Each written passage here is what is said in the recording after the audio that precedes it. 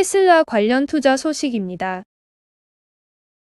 15개 대 89개. 테슬라와 현대차의 버튼은 거꾸로 간다. 자동차 실내의 버튼 수는 적어야 할까? 많아야 좋을까? 무엇이 운전자를 위한 걸까? 자동차 제조사들이 걷는 길은 저마다 다르다. 미국 전기차 제조사 테슬라는 버튼 수를 확 줄인 사례다. 자동차 버튼 전쟁에 불을 붙인 주인공이기도 하다.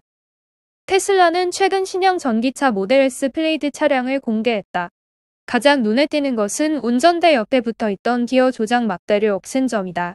운전자의 제어 없이 주행 후진 주차 등을 자동차가 알아서 선택하는 기능을 넣어서다. 완성차 업계에선 최초다. 테슬라 최고 경영자 일론 머스크는 신형 모델 S 인도식 행사에서 모든 인풋은 에러라고 했다. 차량의 조작 버튼을 최소화해 운전자의 번거로움을 줄여야 한다는 얘기다. 테슬라는 앞서 내놓은 전기차 모델 3와 모델 Y에선 차의 속도와 연료 상태 등을 표시하는 운전석 앞 계기판도 없애버렸다. 운전자에게 넓은 시야를 제공하겠다는 의도다.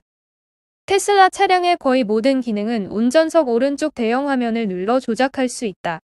자동차의 각종 부속품과 안전편의 기능을 한 곳에서 제어하는 통합 프로그램이 깔려 있기 때문이다. 에어컨 조절, 역거울 접기, 실내 수납함과 트렁크 여는 것도 모두 여기서 한다. 기존 내연기관 자동차 제조사는 정반대 길을 걷는다. 자동차의 전자장비가 대거 적용되면서 이를 조작하는 차량 내부의 버튼 수도 크게 늘고 있다.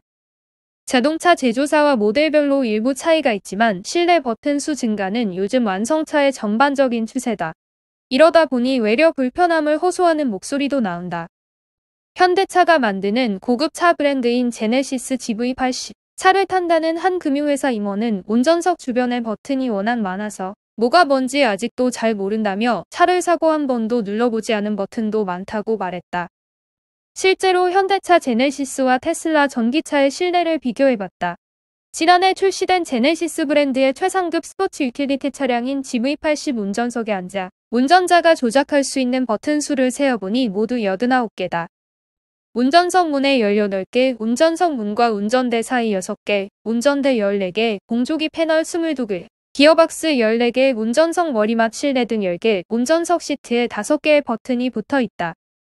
반면 같은 기준을 적용해 세어본 테슬라 모델 Y의 운전석 주변 버튼 수는 15개뿐이다. GV80의 6분의 1이다.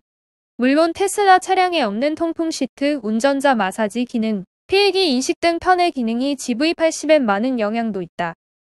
하지만 실제 GV80을 5시간 넘게 운전하며 눌러본 버튼은 10개 남짓이었다. 기능이 너무 복잡한 탓에 유튜브에는 GV80의 실내 버튼 사용법을 알려주는 설명 영상도 적잖이 올라와 있다. 자동차 실내 버튼 수의 정답이 있진 않다. 다만 전문가들은 미래의 방향은 단순화라 점친다.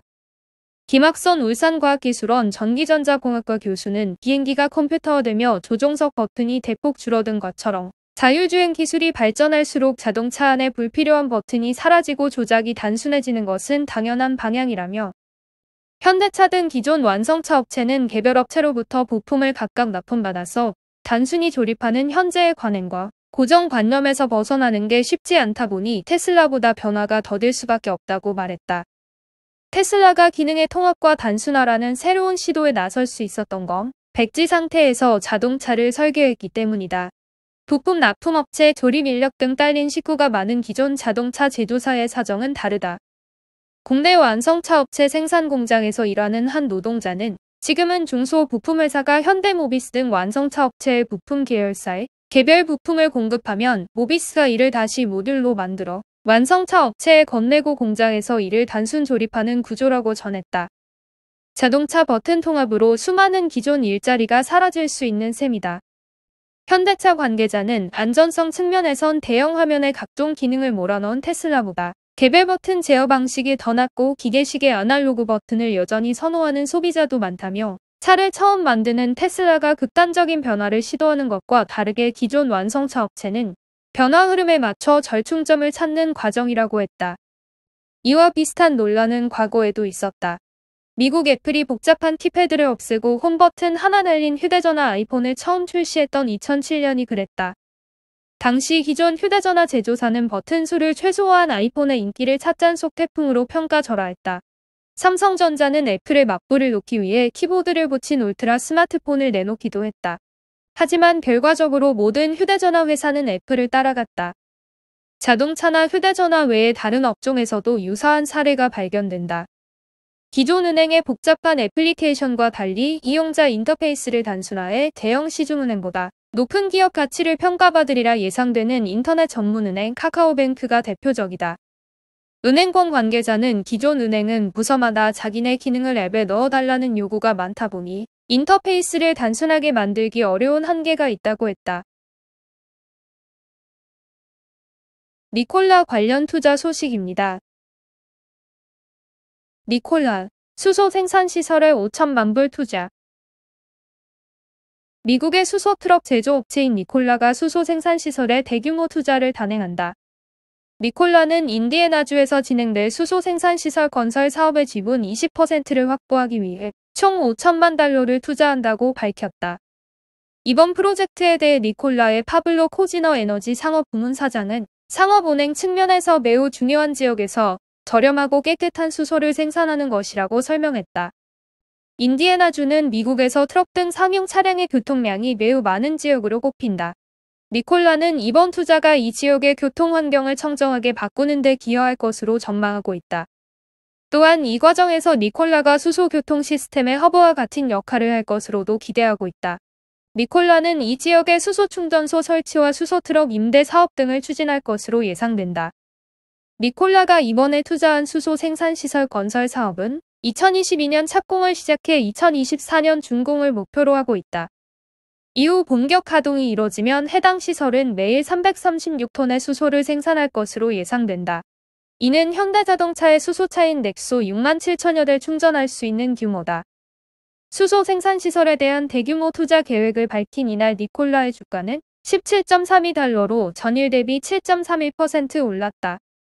니콜라의 주가는 지난해 롤러코스터 같은 행보를 보였다. 2018년 나스닥 상장 이후 10달러 초반대를 2년여간 유지하던 니콜라의 주가는 지난해 코로나19 팬데믹으로 미래 성장 산업에 대한 관심이 높아지면서 지난해 6월 65.90달러까지 치솟았다. 하지만 지난해 9월 투자자들을 상대로 선보인 수소 트럭 운행 영상이 사기극이었다는 보고서가 나오면서 주가는 곤두박질쳐 현재 10달러대에 머물러 있다. 한편 니콜라의 첫 번째 수소 트럭인 트레의 시제품은 현재 미국 애리조나와 독일 울름에서 제작되고 있다. 니콜라는 2022년 테스트 운행을 거쳐 2023년에 트레를 본격적으로 생산하겠다는 계획이다. 애플 관련 투자 소식입니다. 차세대 아이폰 대화면 주력할 듯. 애플이 차세대 아이폰 시리즈에서 대화면 모델 판매에 주력할 것이라는 전망이 나온다. 시장 조사 업체 트렌드포스는 올해 애플 실적을 예상하는 보고서를 발표했다. 트렌드포스는 아이폰 12 미니가 다른 모델들에 비해 판매 실적이 저조했다며 이어서 애플은 아이폰 12S 시리즈 중 미니 모델이 아닌 다른 모델 3종 판매를 촉진하는 데 주력할 것이라고 분석했다. 트렌드포스는 차세대 아이폰도 4개 종으로 나뉘고 모두 5G 스마트폰일 것으로 보고 있다. 전작 제품군은 미니 12, 12 프로, 12 프로 맥스로 구성됐다. 지난해 애플이 생산한 아이폰 중 5G 스마트폰 비중은 39%였지만 올해는 75%까지 확대될 가능성이 크다. 차세대 아이폰은 가격이 전작과 비슷하지만 부품 성능이 향상될 전망이다. 트렌드포스는 외형 측면에서는 노치 크기 축소 외에는 특별한 변화가 없어 아이폰 12 시리즈의 확장으로 볼 수 있다며 일부 핵심 부품 가격이 올랐지만 주변 기기와 서비스 매출 증가로 가격이 인상되지는 않을 것이라고 판단했다. 트렌드포스는 이어 아이폰 12S 시리즈는 A15 프로세서와 LED 디스플레이를 탑재하고 프로 모델의 경우 120Hz 주사율을 지원한다며 메모리 용량은 변동이 없을 것이고 카메라는 프로 모델에서는 다양한 업그레이드가 이뤄질 것이라고 덧붙였다. 올해 아이폰 생산량은 전년 대비 12.3% 증가한 2억 2,300만 대를 달성할 것으로 보인다. 연간 생산량의 39%는 차세대 아이폰 시리즈로 채워질 수 있다. 작은 화면과 가벼운 무게의 스마트폰을 찾는 이들에게 아이폰 12 미니는 유일한 선택지다. 현재 스마트폰 시장에서 130g대 스마트폰은 아이폰 12 미니뿐이다. 경쟁사들은 모든 제품을 대화면으로 전환한 지 오래다. 구글의 경우 지난해 무게가 143g인 픽셀 4a를 출시했지만 스냅드래곤 730G AP를 탑재해 플래그십으로 보기는 어렵다. 애플이 아이폰 12 미니 생산을 최근 중단했다는 주장도 나온다. 원인은 판매 부진이다. IT 전문지 맥로머스는 22일 애플이 아이폰 12 미니 생산 조기 종료와 함께 재고 처리에 나섰다고 전했다. 아이폰 12 미니는 전화, 메신저 위주의 라이프스타일에 특화된 스마트폰이다. 평소에는 아이폰 12 미니를 사용하고 동영상 시청이나 게임 플레이에는 태블릿 PC를 활용하는 이들에게 적합하다. 다만 아이폰 12 미니는 지난해 애플 스마트폰 매출에서 차지하는 비중이 5% 안팎에 그쳤다. 마니아층 수요는 있지만 애플 입장에서는 수익성을 고려해 단종할 가능성이 적지 않은 셈이다. 엔비디아 관련 투자 소식입니다. 레이먼드 제임스. 엔비디아 목표 가격 $900로 상향. 레이먼드 제임스가 반도체 기업 엔비디아의 목표가를 기존 $750에서 $900로 상향했다. 이는 월가에서 가장 높은 목표 가격을 제시한 뱅크 오브 아메리카의 목표 가격과 같다. 전날 마감 가격 대비로는 22% 높은 수준이다. CNBC에 따르면 레이먼드 제임스의 크리스 하소 애널리스트는 우리는 하이퍼스케일을 소화하고 기업 활동이 재개되고 가상현실화가 늘어나면서 데이터 센터가 가속화되기 시작했다고 확신했다라며 게임 분야에서도 공급이 증가했고 가격이 올라 올해 하반기 반등으로 이어질 것으로 예상했다. 엔비디아는 자사의 게임용 칩이 채굴에 사용되면서 암호화폐 가격이 하락할 때 수요가 둔화하는 현상을 겪었다. 그러나 엔비디아가 이 같은 흐름을 차단하기 위해 상품의 수정을 가했고 이에 따라 암호화폐의 변동성에서 영향이 제한될 것으로 카소는 예상했다. 그는 보고서에서 지난 9개월간 상품을 구할 수 없었던 게이머들의 억눌린 수요가 수요를 촉진할 것이며 기본적인 게임 수요도 여전히 견고해 보인다고 말했다. 샤오펑 관련 투자 소식입니다. 중국 전기차 업체 샤오펑. 미국 이어 홍콩 상장 청신호. $20억 자금 조달 전망. 중국 전기차 업체 샤오펑의 홍콩 증시 상장에 청신호가 켜졌다. CNBC 방송은 소식통을 인용해 샤오펑이 홍콩 기업 공개를 통해 10억에서 $20억 자금을 조달할 것으로 전망했다. 홍콩거래소의 상장위원회가 샤오펑 상장에 대해 긍정적인 신호를 보냈다는 설명이다. 샤오펑은 이미 뉴욕 증권거래소에 상장돼 있다. 알리바바나 JD.com처럼 미국 증시에 상장된 기업들이 홍콩 증시에 2차 상장을 하는 경우는 있었다. 하지만 샤오펑은 홍콩 증시에도 1차 상장을 진행할 것으로 보인다. 이 경우 미국과 홍콩 당국으로부터 모두 관리를 받게 된다. 그러나 중국 본토 투자자들이 회사의 주식을 살 수 있어 투자자의 저변을 확대할 수 있다.